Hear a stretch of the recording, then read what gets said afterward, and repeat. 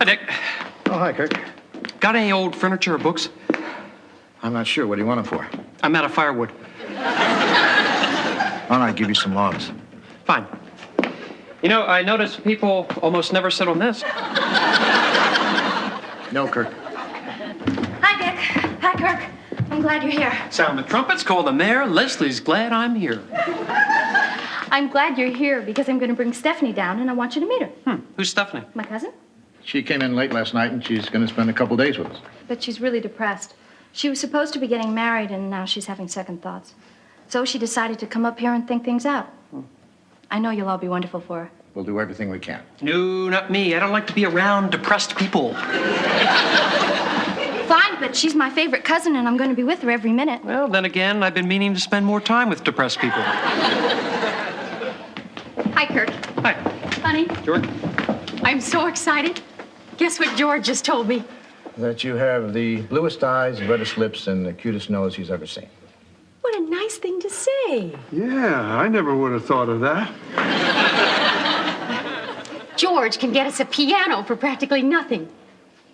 George can get us a lot of things we don't need. Oh, honey, don't you think it would be great to have one in the lobby?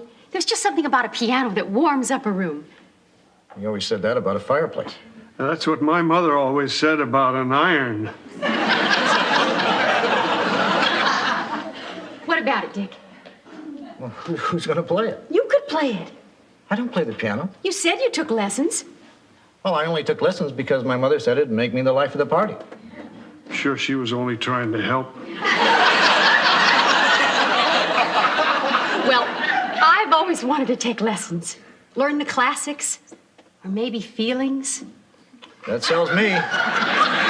Then it's okay? Why not? Oh, honey, thank you. George, tell those friends of yours we'll take the piano. George, how come these people want to get rid of the piano? Oh, they decided to get a good one. Everybody, I'd like you to meet my cousin, Stephanie. You've met Joanna and Dick. But this is our caretaker, George Utley, and our next-door neighbor, Kirk Devane. This is my cousin, Stephanie. How do you do, Stephanie? Any cousin of Leslie's is a goddess of mine. Hello. Hi. Stephanie, are you hungry? A little. Why don't you stay here and get to know everybody, and I'll go make us something. Okay, How you feeling this morning? fine. You'll just have to forgive me if I'm not the life of the party. Yeah, you know that feeling, don't you, Dick? Steph, we just wanted you to know that we've all been where you are. Well, you'll get through it. It just takes time and patience and caring friends like us. Do you mean that? I never know.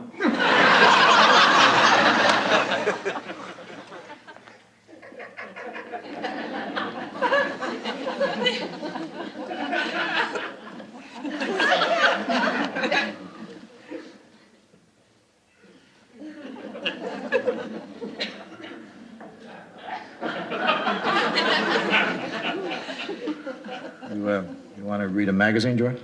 I read all of them. Except that one.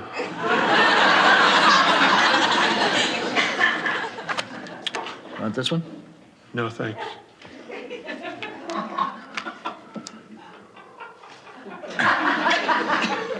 What do you want to do? I don't know. Maybe you should have gone sightseeing with Kirk and the girls. I thought it would be more fun here. I was wrong. No, you know. That is a wonderful story. Oh, thank you. Oh, you're back already. What's a wonderful story? Kirk was telling us about the summer he worked in a rodeo.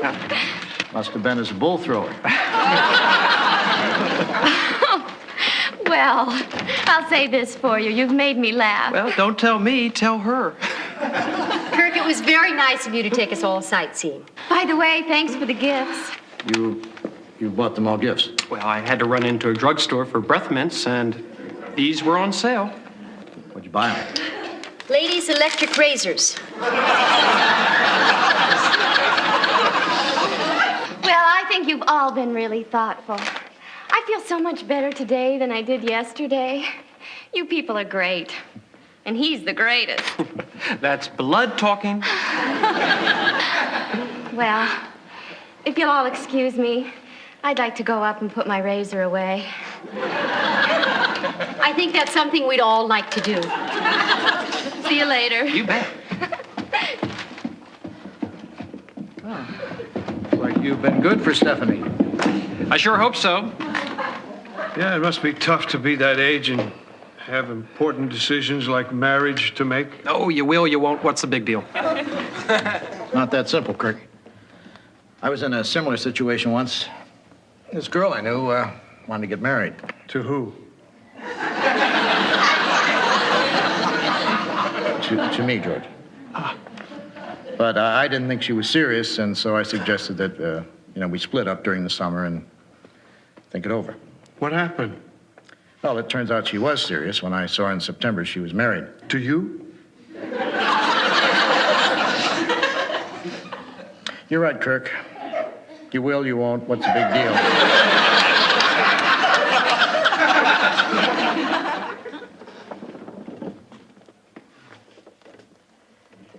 Careful.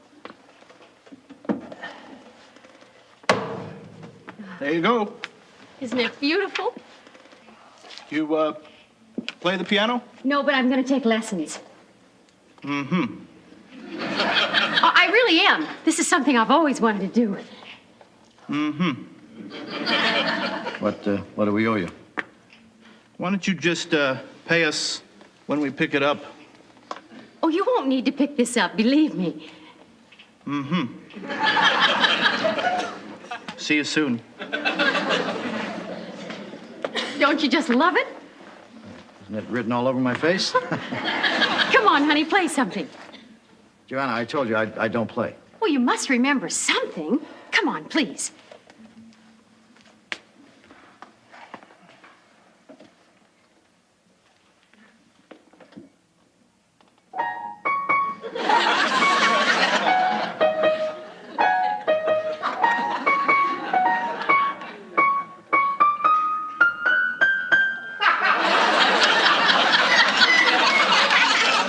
Oh, you sure can make that thing talk. Well, that's all I know. Joanna, you sit down. Dick, I don't know how to play anything.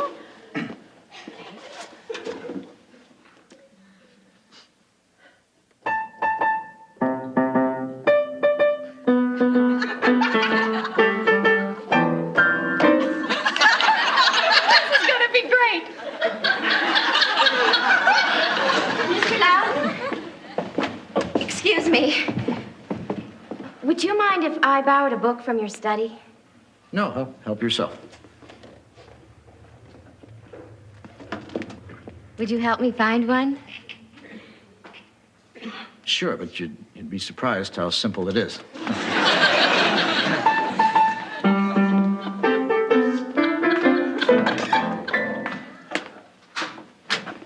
Well, what are you interested in? Mystery, adventure, how-to? Actually, I didn't come in here to get a book. Oh, I came in here because I wanted to talk to you in private. There's something I have to ask you. well, what is it? I'm really confused right now. I'm having a lot of mixed feelings. What are you confused about? Love and lust.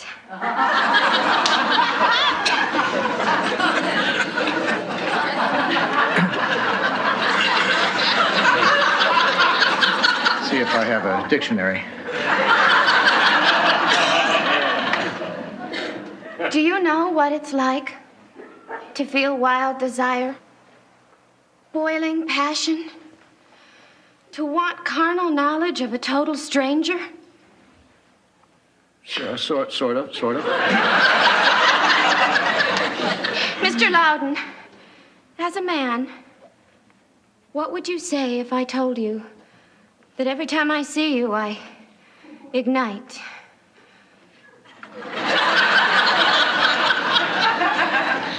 That your eyes and your lips, even your teeth, make my heart race and my blood boil?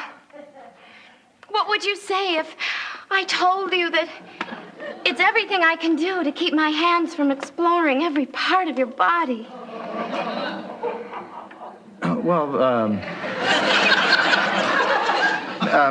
Many times, writers inspire a certain awe. Oh, no! I wasn't talking about you.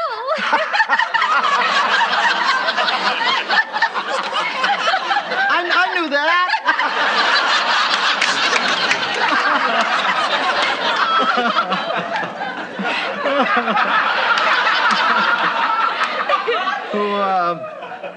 Who were you talking about? I was talking about Kirk. Kirk who? Kirk Devane. Oh, Mr. Loudon, he makes me crazy. I don't know what it is. Yes, I do. It's his aura, his essence. It's his hair. Why are you talking to me about this? You're Kirk's best friend. What do you think I should tell him? Well, the first thing you should tell him is that I'm not his best friend. Here you are. What are you guys doing? Talking? About what? I'm not sure. Lust. Oh, yeah.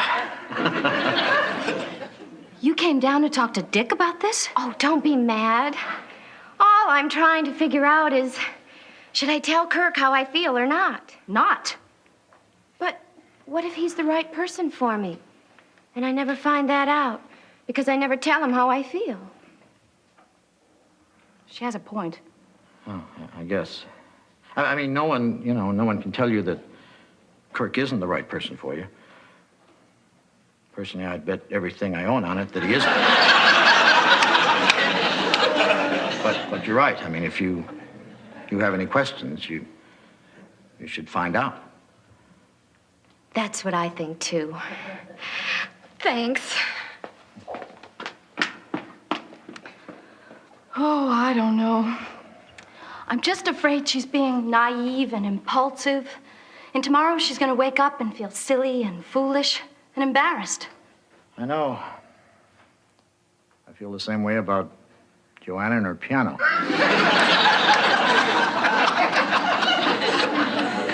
Here we go. 2 Junior Minuteman burgers. Hi, Stephanie. Where's Leslie? At the end, So what are you doing over here? I guess you could say I'm hungry. And you came here? Great. I hope so. So, what do you want? You?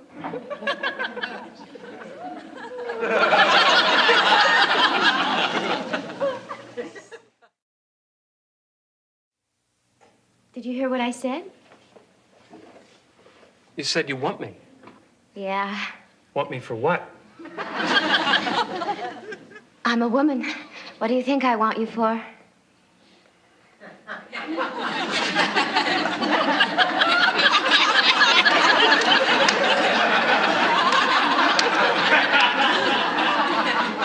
Can you give me 5 minutes to blow these people out of here? Sure.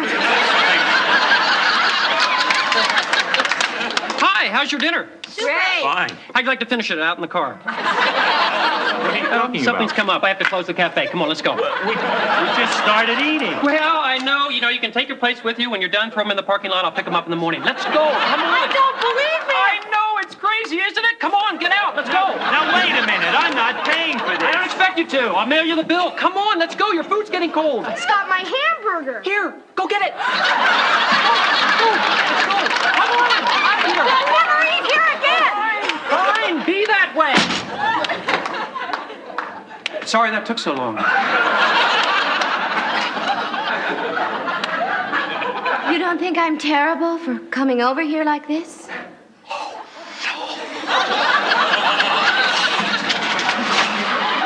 I would never think that. It's just that from the first moment I saw you, I've had this uncontrollable passion. Right. Crazy, unbridled lust. job. All I could think about was the movie Body Heat. Oh, darn, I meant to see that.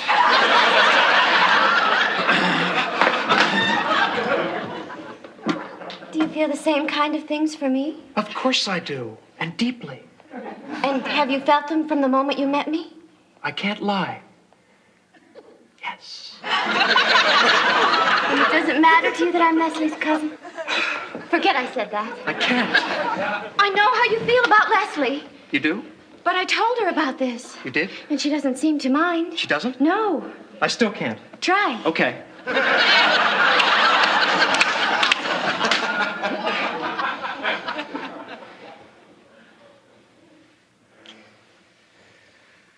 Forget it. I can't.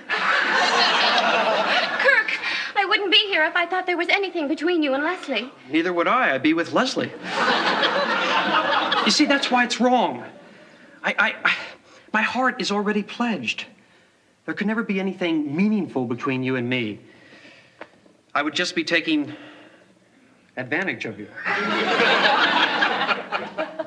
Kirk, I've never felt passion like this before, and I can't ignore it. Are you asking me to help you? Yes. I think I can live with that reason.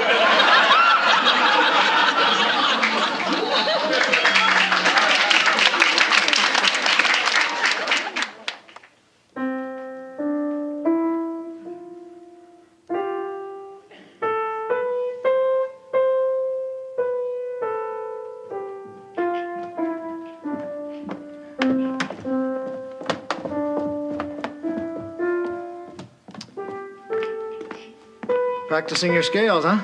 Yeah. Boring, isn't it? No, not at all. It's fun. What are you going to do now? I'm going to go in and have breakfast. Want me to make it for you? No, you stay here and have fun.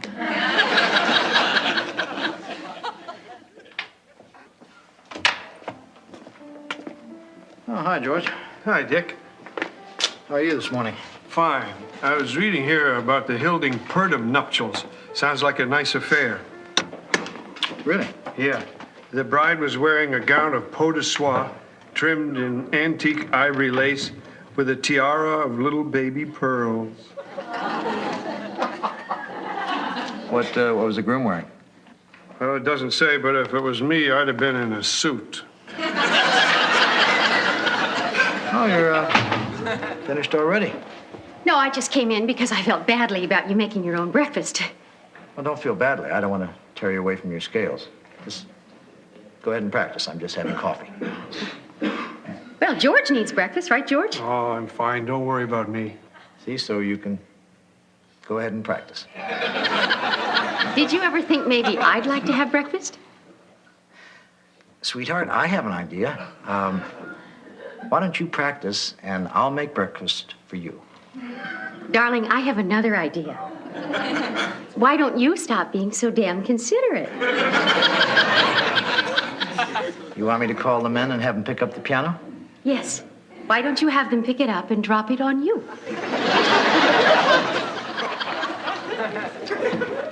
You want to hear about the McFarland funeral?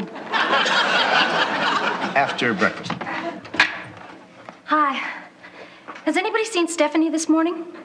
I haven't. Not me. That's what I was afraid of. What's the matter? She didn't come home last night. Why are we surprised? What else do you expect from Kirk? What are you talking about? Stephanie went over last night to tell Kirk how she felt about him. She hasn't come home yet. Well, let's face it. He took advantage of a woman in a vulnerable situation. Well, Stephanie's a big girl. She knew what she was doing.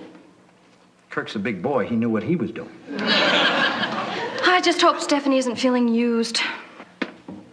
Good morning, everybody. Good morning, Stephanie. Hi, Stephanie. I'm glad you're all here. I want to make an announcement. I want to invite you all to a wedding. You and Kirk are getting married? No, I'm going home to marry Carl. Oh, who's Carl? He's the man I was thinking of marrying when I came up here. Oh, well, congratulations. That's wonderful. What are you going to wear?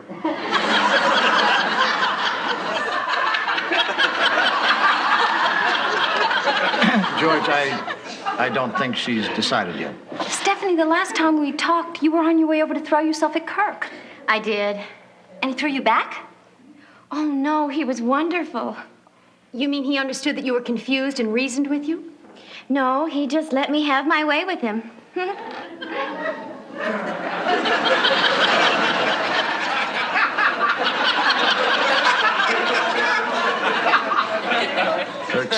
Kirk's a generous guy. But see, that's just what I needed. The one thing that was missing from my relationship with Carl was passion. All the other ingredients were there, but I kept thinking passion was more important than anything.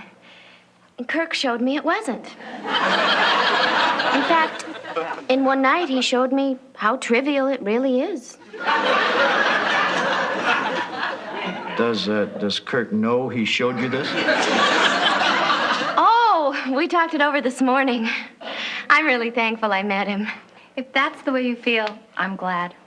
And I think you'll be a lot happier with Carl. Me too. You know, when I came up here, I thought Carl wasn't exciting enough. But he's dependable and honest and sincere and bright, and now I can't wait to get home and rip his shirt off. Well, I don't know about the rest of you, but I'm happy for Stephanie. I'm happy for Carl.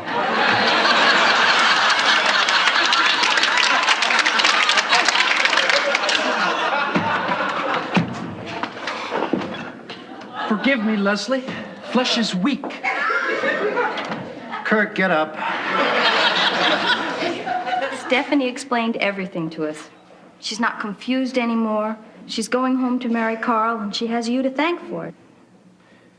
I did all this, and you don't hate me? Of course not. That's fantastic. It's like there's a whole new rhythm to the universe. Let's just say you got by with one. Leslie, I just have one question. How does this affect you and me? Oh, Kirk. For the 5 millionth time, there is no you and me.